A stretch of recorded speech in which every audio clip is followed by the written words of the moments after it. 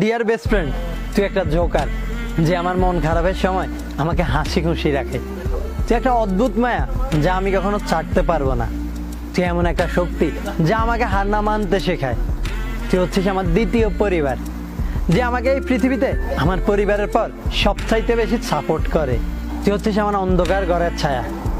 যখন অন্ধকারের নিজের ছায়াটাও ছেড়ে চলে যায়, তখন তুই ছায়ার মতোই আমার পাশে থাকিস। তুই একটা জীবন্ত ডায়েরি, যার সাথে আমি আমার সুখ দুঃখগুলো সবসময় শেয়ার করতে পারি।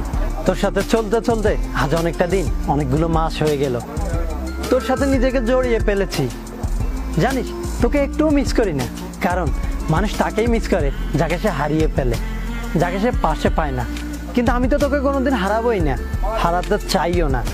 তুই যত দূরেই থাকিস না কেন, তুই আছিস আমার একাকিত্ব জুড়ে, তুই আছিস আমার ব্যস্ততা জুড়ে, তুই আছিস আমার অভ্যাসে মিশে, তুই আছিস আমার হাসি কান্না জুড়ে। আর তোকে ঘিরে আছে আমার রাগ, অভিমান, ভালোবাসা আর বিশ্বাস। তুই আমার নেশা নয় যে সহজে কেটে যাবে, তুই আমার অভ্যাস, অভ্যাস যায় না সহজে।